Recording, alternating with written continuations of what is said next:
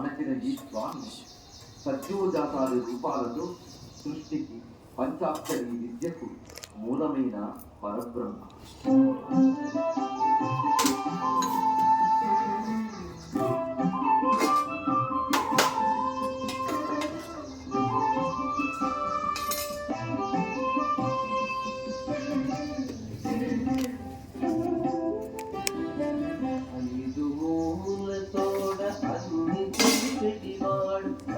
ఐదక్షరములకి అంది వచ్చడివాడు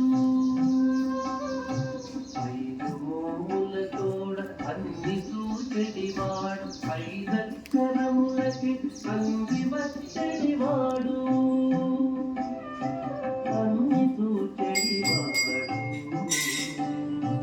అంది వచ్చడివాడు